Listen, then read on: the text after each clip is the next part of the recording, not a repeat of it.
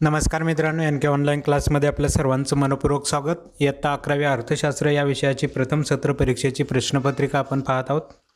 Year दिलेला आहे 2021-22. 50 गुणांची प्रश्नपत्रिका आहे. 2 तास 30 मिनिटाचा वेळ आहे. 3 पेजेसची प्रश्नपत्रिका. सुरुवातीला काही सूचना दिलेल्या आहेत, सूचना वाचून घ्या. मी प्रत्येक प्रश्नपत्रिकेच्या वेळेस तुम्हाला सांगितलेलं आहे की सूचना खूप महत्त्वाच्या असतात. सूचना पहा. काही सूचना त्यामधील इम्पॉर्टंट आहेत, ज्यांचा तुम्हाला विचार करणं गरजेचं आहे. काही सूचना नाही वाचल्या तरी चालतात. तुम्ही वाचत नाही, पण मी वाचून दाखवतोय, त्यानिमित्ताने पहा काय सूचना असतात त्या.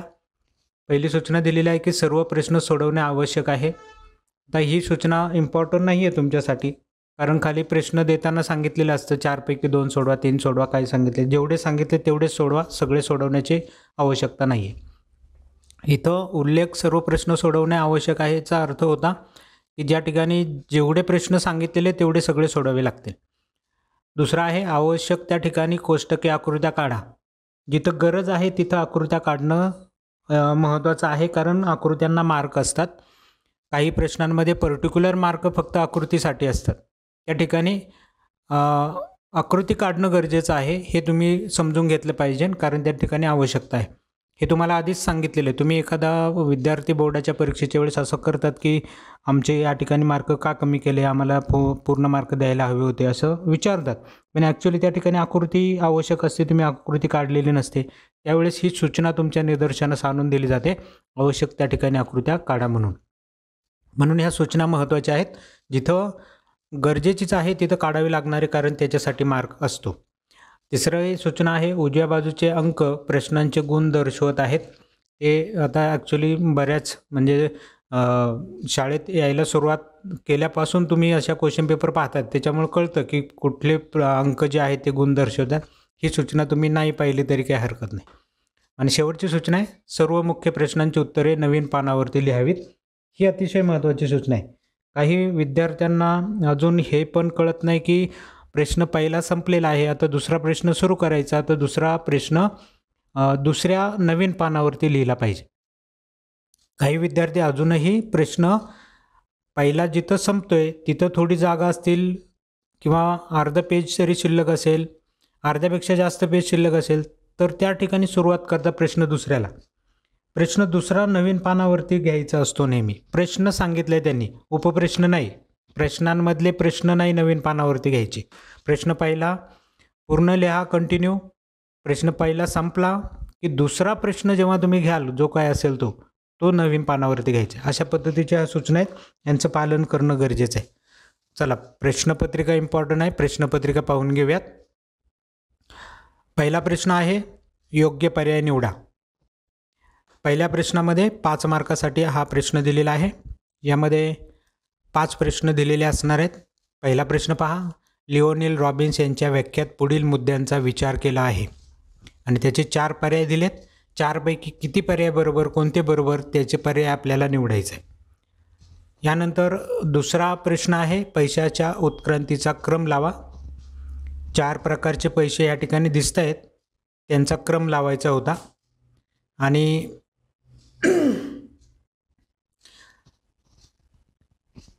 नेहमीप्रमाणे जी चूक आपल्याला प्रश्नपत्रिकेत पाहायला मिळत होती, ती चूक ह्या ठिकाणी देखील ह्या प्रश्नात आपल्याला दिसते. पैशाच्या उत्क्रांतीचे जे क्रम दिला आहे, जे पैसे दिलेत त्यांच्यासाठी असलेला जो क्रम होता अ, ब, क, ड अशा पद्धतीने दिला आहे. आणि पर्यायांमध्ये मात्र अ, ब, क, ड न येता अ, आ, इ, ई हा आलेला आहे. हा कुठून मिस्टेक झालेले आहेत काही समजले नाही, परंतु टायपिंग मिस्टेक असावी ही प्रत्येक वेळेस या ठिकाणी आपल्याला दिसून येते.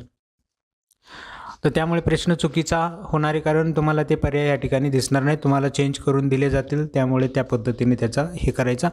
किंवा तुम्ही अ, आ, इ, ई हे अ, ब, क, ड असे गृहीत धरून जरी तुम्ही उत्तर शोधलं तरी चालू शकेल.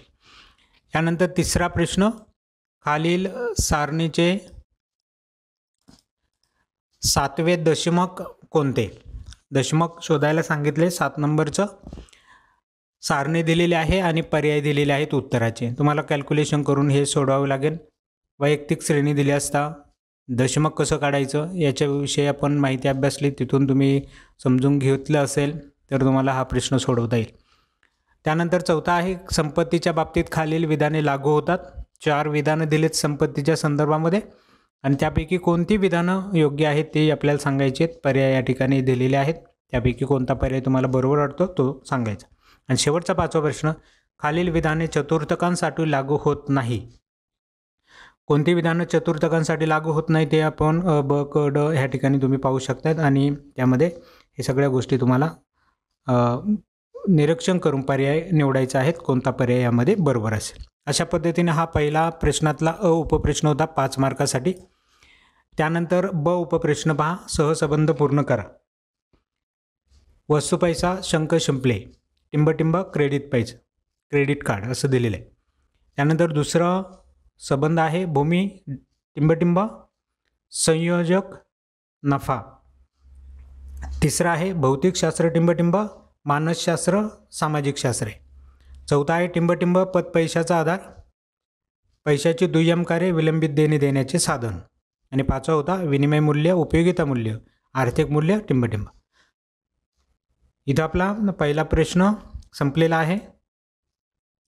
दुसरा प्रश्न सुरू होतोय. दुसऱ्या प्रश्नात खालील उदाहरणांच्या आधारे संकल्पना ओळखून ती स्पष्ट करा. कोणतेही 2 प्रश्न सोडवायचे. 4 मार्कासाठीचा प्रश्न आहे म्हणजे 2 मार्काला 1 प्रश्न. 3 दिलेत 2च सोडवायचे आहेत. पहिला प्रश्न आहे त्यामध्ये रमेशच्या कुटुंबाच्या वार्षिक उत्पन्नाचा अभ्यास. दुसरा आहे रावजींना कर्ज घेऊन ट्रॅक्टर खरेदी केला. आणि तिसरं होतं वसंत सेठ त्याच्या दुकानातील कोळसा शेतकऱ्यांना त्यांच्या धान्याच्या मोबदल्यात देतो. यानंतर आहे ब उपप्रश्न फरक स्पष्ट करा. कोणतेही 2 4 मार्कासाठीचा प्रश्न आहे. यामध्ये पहिला प्रश्न नैतिक शास्त्र आणि सामाजिक शास्त्र. दुसरा आहे कागदी पैसा आणि धातूंची नाणी. तिसरा आहे चतुर्थके आणि शतमके. प्रश्न तिसरा, खालील प्रश्नांची उत्तरे लिहा. कोणतेही 2 8 मार्कासाठीचा प्रश्न आहे.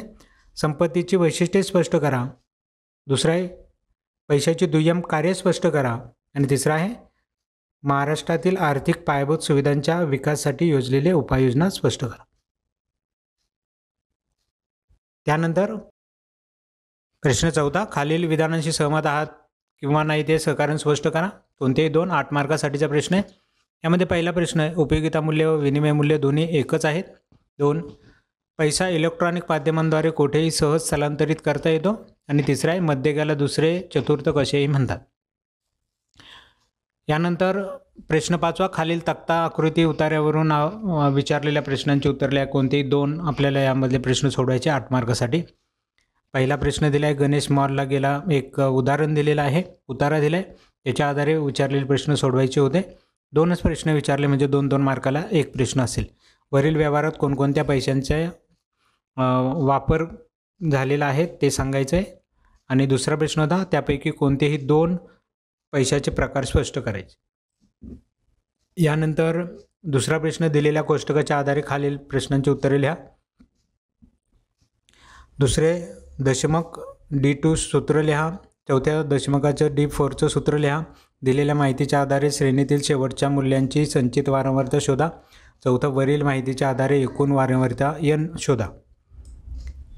आणि उतारा दिलेला होता तिसरा, ग्रामीण विकास हा प्रशासनाचा एक वंचित भाग आहे. तर या उतार्यावरती 4 प्रश्न दिलेत. महात्मा गांधींचे विचार थोडक्यात सांगा. ग्रामीण विकासाबाबत शासनाच्या भूमिकेवर प्रकाश टाका. ग्रामीण विकास साधण्यासाठी कोणत्या उपाययोजना शिकवल्या आहेत. गावाचा उत्कृष्ट नमुना तुमच्या शब्दात लिहा.